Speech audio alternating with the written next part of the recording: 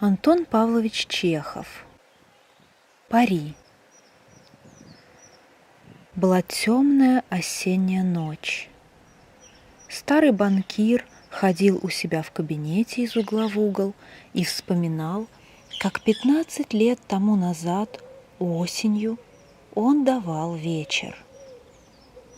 На этом вечере было много умных людей и велись интересные разговоры.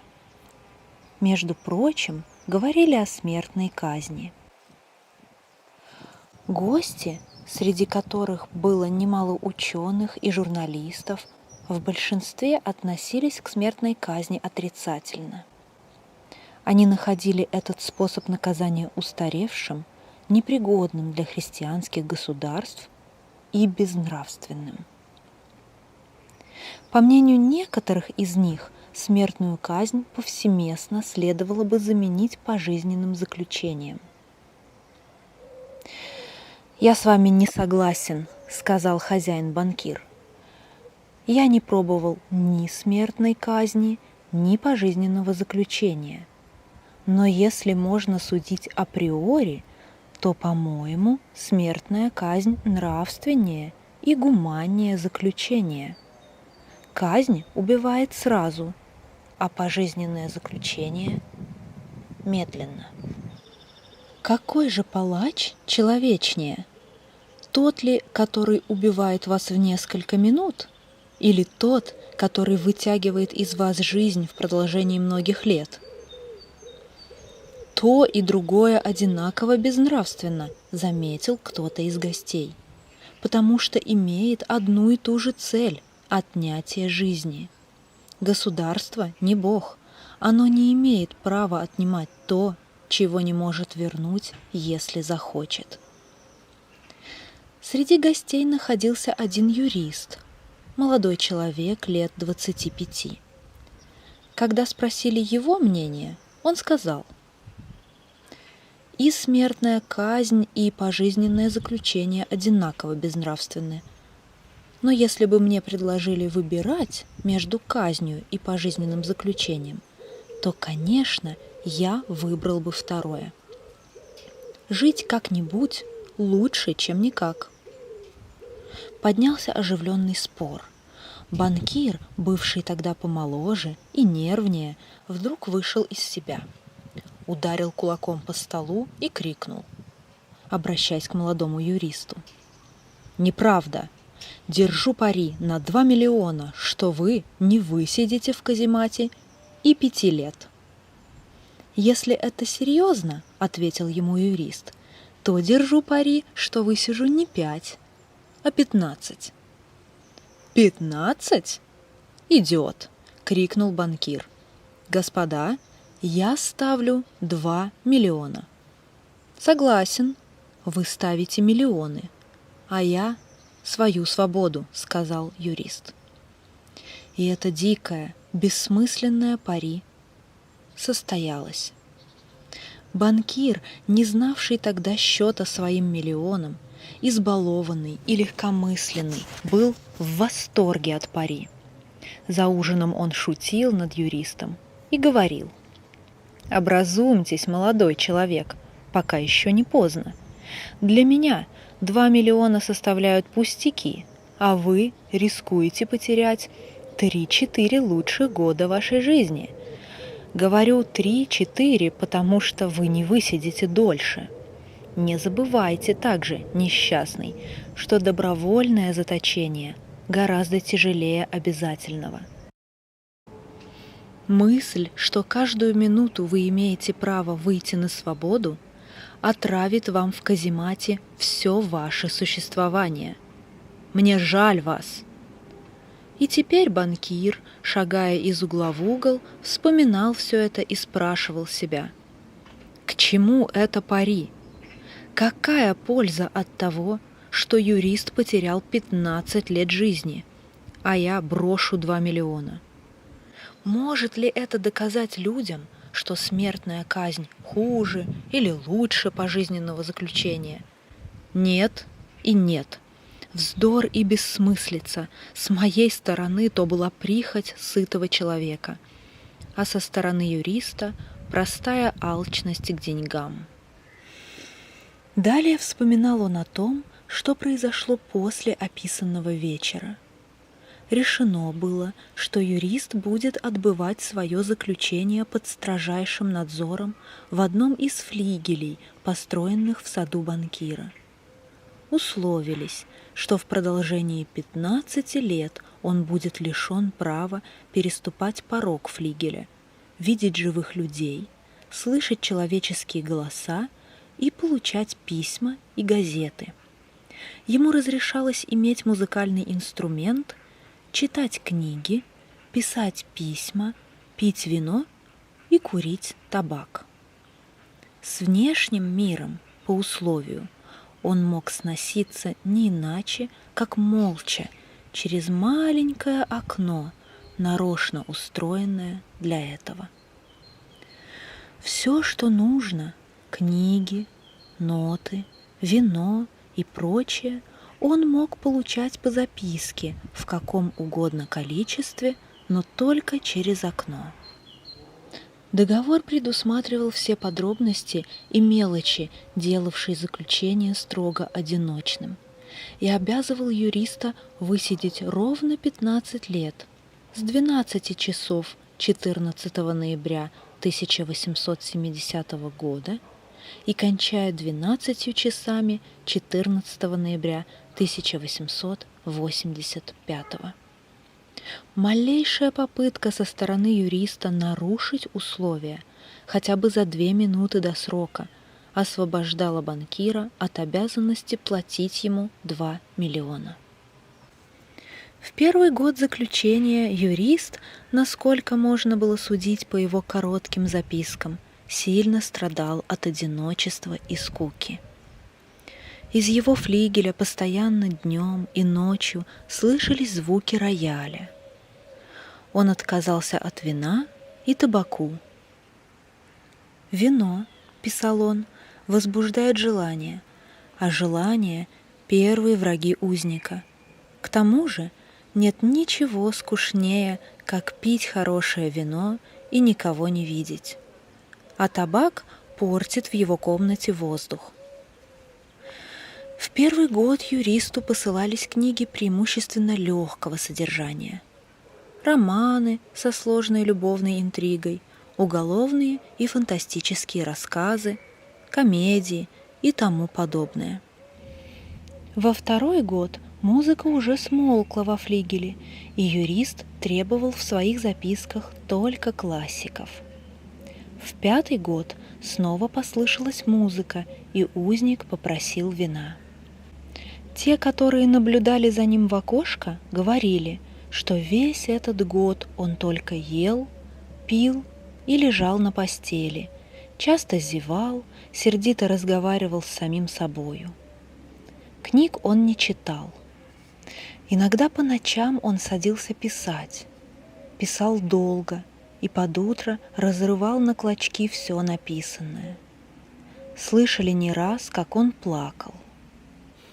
Во второй половине 6-го года узник усердно занялся изучением языков, философией и историей. Он жадно принялся за эти науки, так, что банкир едва успевал выписывать для него книги. В продолжении 4 лет по его требованию было выписано около 600 томов. В период этого увлечения банкир, между прочим, получил от своего узника такое письмо. «Дорогой мой тюремщик, пишу вам эти строки на 6 языках. Покажите их сведущим людям, пусть прочтут. Если они не найдут ни одной ошибки, то, умоляю вас, прикажите выстрелить в саду из ружья. Выстрел этот скажет мне, что мои усилия не пропали даром. Гении всех веков и стран говорят на различных языках, но горит во всех их одно и то же пламя. О, если бы вы знали, какое неземное счастье испытывает теперь моя душа от того, что я умею понимать их». Желание узника было исполнено. Банкир приказал выстрелить в саду 2 раза. Затем, после 10-го года, юрист неподвижно сидел за столом и читал одно только Евангелие. Банкиру казалось странным, что человек, одолевший в 4 года 600 мудреных томов, потратил около года на чтение одной удобопонятной и не толстой книги. На смену Евангелию пришли история религий и богословие. В последние 2 года заточения узник читал чрезвычайно много, без всякого разбора. То он занимался естественными науками, то требовал Байрона или Шекспира. Бывали от него такие записки, где он просил прислать ему в одно и то же время и химию, и медицинский учебник, и роман, и какой-нибудь философский или богословский трактат. Его чтение было похоже на то, как будто он плавал в море среди обломков корабля и, желая спасти себе жизнь, жадно хватался то за один обломок, то за другой. Старик-банкир вспоминал все это и думал: завтра в 12 часов он получает свободу. По условию я должен буду уплатить ему 2 миллиона. Если я уплачу, то все погибло, я окончательно разорен. 15 лет тому назад он не знал счета своим миллионам. Теперь же он боялся спросить себя, чего у него больше – денег или долгов. Азартная биржевая игра, рискованные спекуляции и горячность, от которой он не мог отрешиться даже в старости, мало-помалу привели в упадок его дела, и бесстрашный, самонадеянный, гордый богач превратился в банкира средней руки, трепещущего при всяком повышении и понижении бумаг. «Проклятое пари!» — бормотал старик, в отчаянии хватая себя за голову. «Зачем этот человек не умер? Ему еще 40 лет. Он возьмет с меня последнее, женится, будет наслаждаться жизнью, играть на бирже, а я, как нищий, буду глядеть с завистью и каждый день слышать от него одну и ту же фразу. Я обязан вам счастьем моей жизни. Позвольте мне помочь вам». Нет, это слишком. Единственное спасение от банкротства и позора – смерть этого человека. Пробило 3 часа. Банкир прислушался. В доме все спали. И только слышно было, как за окнами шумели озябшие деревья. Стараясь не издавать ни звука, он достал из несгораемого шкафа ключ от двери, которая не отворялась в продолжении 15 лет.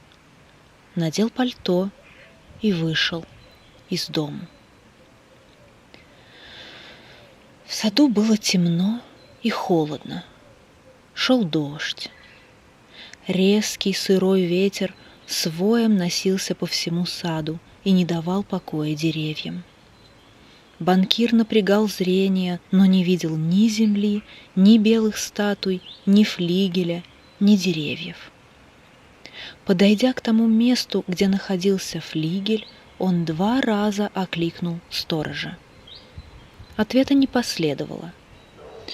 Очевидно, сторож укрылся от непогоды и теперь спал где-нибудь на кухне или в оранжерее. «Если у меня хватит духа исполнить свое намерение, — подумал старик, — то подозрение прежде всего падет на сторожа». Он нащупал в потемках ступени и дверь и вошел в переднюю флигеля. Затем ощупью пробрался в небольшой коридор и зажег спичку. Тут не было ни души. Стояла чья-то кровать без постели, да темнела в углу чугунная печка. Печати на двери, ведущей в комнату узника, были целы. Когда потухла спичка, старик, дрожа от волнения, заглянул в маленькое окно. В комнате узника тускло горела свеча. Сам он сидел у стола. Видны были только его спина, волосы на голове да руки. На столе, на 2 креслах и на ковре возле стола лежали раскрытые книги. Прошло 5 минут, и узник ни разу не шевельнулся. 15-летнее заключение научило его сидеть неподвижно. Банкир постучал пальцем в окно, и узник не ответил на этот стук ни одним движением. Тогда банкир осторожно сорвал с двери печати и вложил ключ в замочную скважину. Заржавленный замок издал хриплый звук, и дверь скрипнула. Банкир ожидал, что тотчас же послышится крик удивления и шаги, но прошло минуты 3, и за дверью было тихо по-прежнему. Он решился войти в комнату. За столом неподвижно сидел человек, не похожий на обыкновенных людей. Это был скелет, обтянутый кожей, с длинными, жесткими кудрями и с косматой бородой.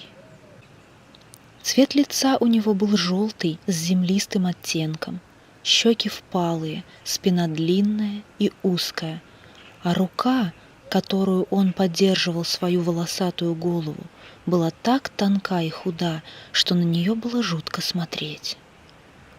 В волосах его уже серебрилась седина, и, глядя на старчески изможденное лицо, никто не поверил бы, что ему только 40 лет. Он спал. Перед его склоненной головой на столе лежал лист бумаги, на котором было что-то написано мелким почерком. «Жалкий человек», — подумал банкир. «Спит и, вероятно, видит во сне миллионы. А стоит мне только взять этого полумертвеца, бросить его на постель, слегка придушить подушкой, и самая добросовестная экспертиза не найдет знаков насильственной смерти. Однако прочтем сначала, что он тут написал». Банкир взял со стола лист и прочел следующее. «Завтра в 12 часов дня я получаю свободу и право общения с людьми. Но прежде чем оставить эту комнату и увидеть солнце, я считаю нужным сказать вам несколько слов. По чистой совести и перед Богом, который видит меня, заявляю вам, что я презираю и свободу, и жизнь, и здоровье, и все то, что в ваших книгах называется благами мира. 15 лет я внимательно изучал земную жизнь. Правда, я не видел земли и людей, но в ваших книгах я пил ароматное вино, пел песни, гонялся в лесах за оленями и дикими кабанами, любил женщин. Красавицы, воздушные, как облако, созданные волшебством ваших гениальных поэтов, посещали меня ночью и шептали мне чудные сказки, от которых пьянела моя голова. В ваших книгах я взбирался на вершины Эльбруса и Монблана и видел оттуда, как по утрам восходило солнце, и как по вечерам заливало оно небо, океан и горные вершины багряным золотом. Я видел оттуда, как надо мной, рассекая тучи, сверкали молнии. Я видел зеленые леса, поля, реки, озера, города, слышал пение сирен и игру пастушеских свирелей, осязал крылья прекрасных дьяволов, прилетавших ко мне беседовать о Боге. В ваших книгах я бросался в бездонные пропасти, творил чудеса, убивал, сжигал города, проповедовал новые религии, завоевывал целые царства. Ваши книги дали мне мудрость, все то, что веками создавала неутомимая человеческая мысль, сдавлено в моем черепе в небольшой ком. Я знаю, что я умнее всех вас, и я презираю ваши книги, презираю все блага мира и мудрость. Все ничтожно, бренно, призрачно и обманчиво, как мираж. Пусть вы горды, мудры и прекрасны, но смерть сотрет вас с лица земли наравне с подпольными мышами. А потомство ваше, история, бессмертие ваших гениев замерзнут или сгорят вместе с земным шаром. Вы обезумели и идете не по той дороге. Ложь принимаете вы за правду и безобразие за красоту. Вы удивились бы, если бы вследствие каких-нибудь обстоятельств на яблонях и апельсинных деревьях вместо плодов вдруг выросли лягушки и ящерицы, или розы стали издавать запах вспотевшей лошади. Так я удивляюсь вам, променявшим небо на землю. Я не хочу понимать вас. Чтоб показать вам на деле презрение к тому, чем живете вы, я отказываюсь от 2 миллионов, о которых я когда-то мечтал как о рае, и которые теперь презираю. Чтобы лишить себя права на них, я выйду отсюда за 5 часов до условленного срока и таким образом нарушу договор. Прочитав это, банкир положил лист на стол, поцеловал странного человека в голову, заплакал и вышел из флигеля. Никогда в другое время, даже после сильных проигрышей на бирже, он не чувствовал такого презрения к самому себе, как теперь. Придя домой, он лег в постель, но волнение и слезы долго не давали ему уснуть. На другой день, утром, прибежали бледные сторожа и сообщили ему, что они видели, как человек, живущий во флигеле, пролез через окно в сад, пошел к воротам, затем кто-то скрылся. Вместе со слугами банкир тотчас же отправился во флигель и удостоверил бегство своего узника. Чтобы не возбуждать лишних толков, он взял со стола лист с отречением и, вернувшись к себе, запер его в несгораемый шкаф.